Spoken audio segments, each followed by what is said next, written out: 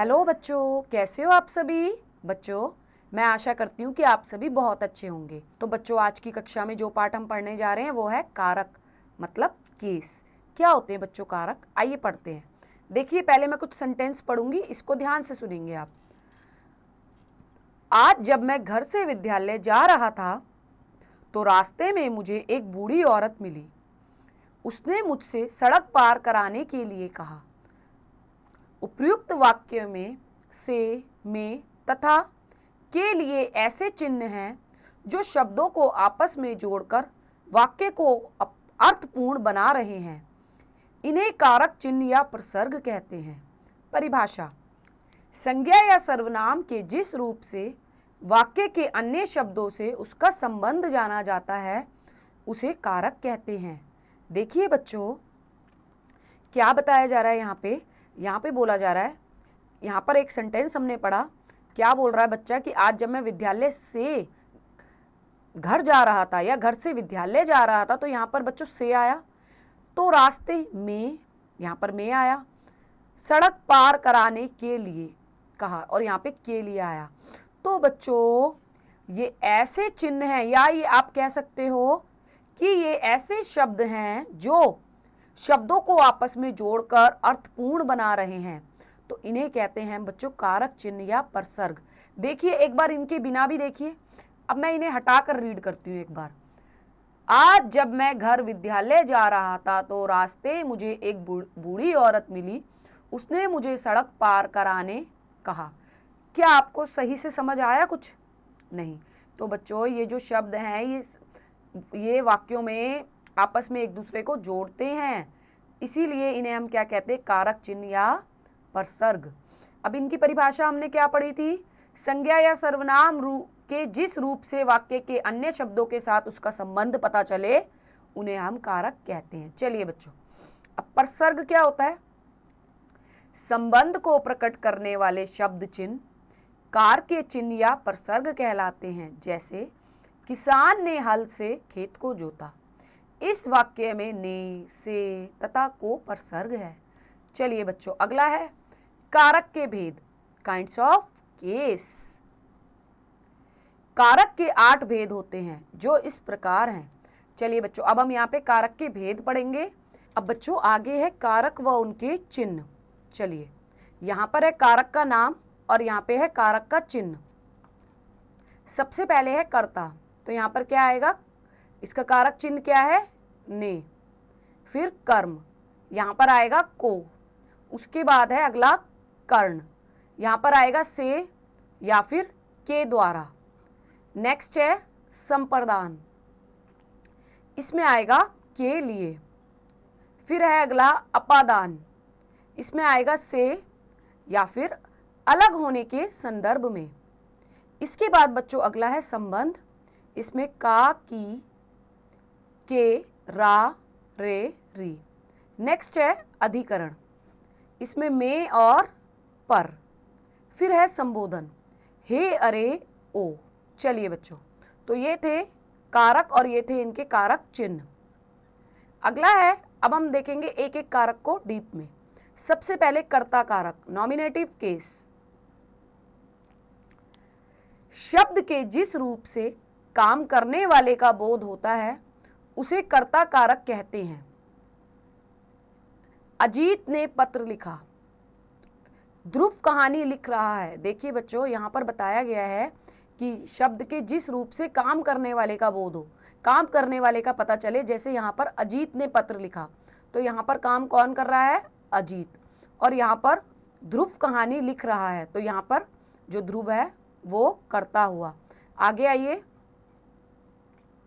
कर्म कारक, objective case. जिस व्यक्ति या वस्तु पर क्रिया का प्रभाव पड़ता है उसे कर्म कारक कहते हैं। इसका चिन्ह ने है। माँ ने कप को मेज पर रखा। माँ ने खाना बनाया। देखिए बच्चों, अब कर्म कारक ऑब्जेक्टिव केस में क्या है?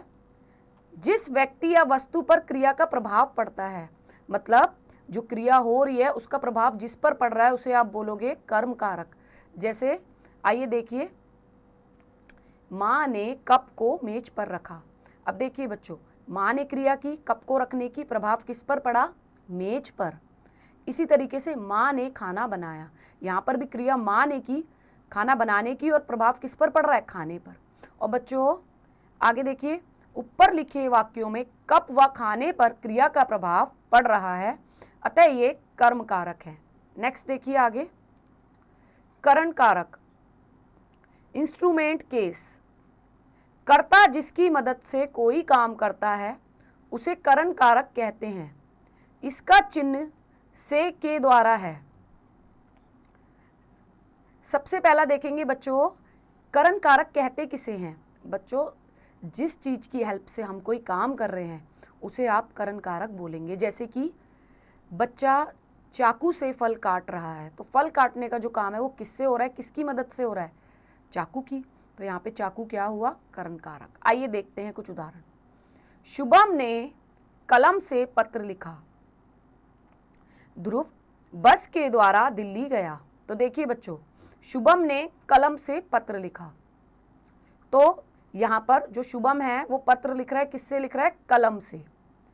इसके बाद ध्रुव बस के द्वारा दिल्ली गया। ध्रुव ने जाने की क्रिया करी और किसके द्वारा करी? बस के द्वारा। आइए बच्चों आगे आइए। उपयुक्त वाक्यों में कर्ता ने कलम व बस के द्वारा कार्य किया, अतः कलम और बस करण कारक हैं। चलिए बच्चों नेक्स्ट देखिए, संप्रदान कारक, डेटिव केस। जिसके लिए कोई कार्य किया जाए या कुछ दिया जाए उसे संप्रदान कारक कहते हैं। इसका चिन्ह के लिए को है। जैसे मैं अपनी बेटी के लिए कपड़े लाई, सेठ ने गरीबों को स्वेटर दिए। उपयुक्त वाक्यों में बेटी के लिए और गरीबों को संप्रदान कारक है। चलिए देखिए यहाँ पर क्या होगा? संप्रदान कारक में यहाँ पर किसी के लिए कुछ किया जाएगा या किसी को कुछ दिया जाएगा। जैसे देखिए बच्चों, और इसका जो कारक चिन्ह है वो है के लिए। जैसे मैं अपनी बेटी के लिए कपड़े लाई, तो किस इसमें के लिए आ गया। और दूसरा, सेठ ने गरीबों को स्वेटर दिए, तो यहाँ पे सेठ ने देने का काम किया, तो यहाँ पर को आ गया। बेटा कभी कभार जो कारक चिन्ह है वो हमारे अलग भी हो सकते हैं, लेकिन आपको इनका कॉन्सेप्ट पता होना चाहिए। जैसे मैं अपनी बेटी के लिए, अब यहाँ पे जो माता है वो बेटी के लिए कुछ लाई ना, और बेटी के लिए कुछ किया गया, और यहाँ पर गरीबों के लिए कुछ किया गया, तो ये हो गया आपका संप्रदान कारक। अगला है अपादान कारक, एब्लेटिव केस। संज्ञा या सर्वनाम के जिस रूप से अलग होने के भाव का बोध हो उसे अपादान कारक कहते हैं। जैसे पेड़ से पत्ते गिरते हैं, नदियों से पानी बहता है।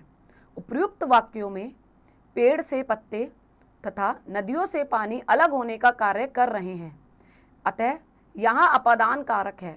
देखिए बच्चों क्या होगा? अपादान कारक, इसके नाम से ही पता चल रहा है यहाँ पे अलग होने का भाव होगा, अलगाव का भाव होगा। जैसे पेड़ से पत्ते गिरते हैं, अब देखो दो चीज है, पेड़ और पत्ते दोनों आपस में जुड़े हुए हैं।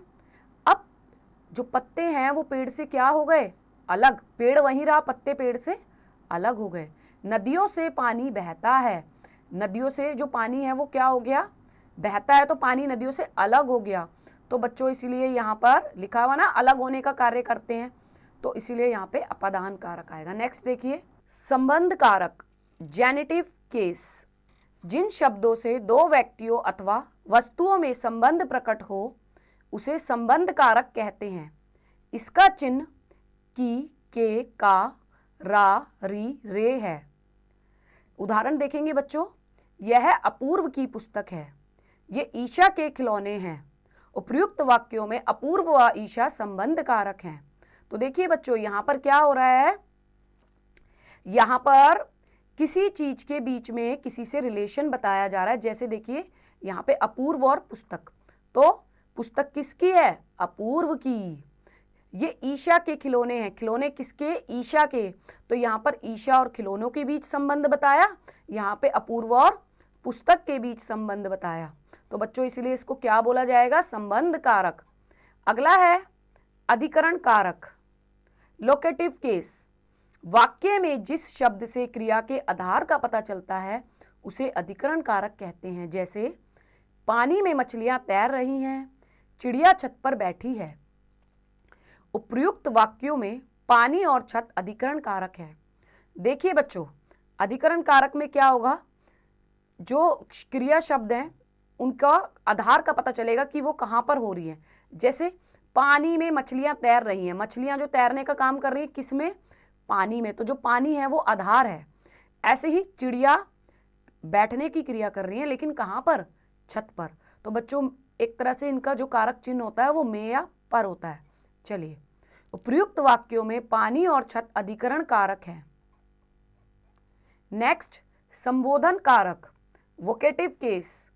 वाक्य में जिस शब्द का प्रयोग किसी को बुलाने या संबोधित करने के लिए किया जाए उसे संबोधन कारक कहते हैं। जैसे, हे प्रभु मेरी रक्षा करो, अरे अमित यहाँ तो आना। तो बच्चों देखो, वोकेटिव केस संबोधन कारक में क्या होता है, किसी को बुलाने या पुकारने के लिए इनका प्रयोग किया जाता है। और किस तरीके के शब्द इसमें आते हैं, हे प्रभु, अरे अमित, हाय, इस तरीके के शब्दों का इसमें प्रयोग किया जाता है। चलिए बच्चों, अब कुछ पॉइंट्स देखते हैं जो कि आपको याद रखने हैं। याद रखिए, संज्ञा या सर्वनाम के जिस रूप से उसका संबंध क्रिया के साथ प्रकट हो उसे कारक कहते हैं।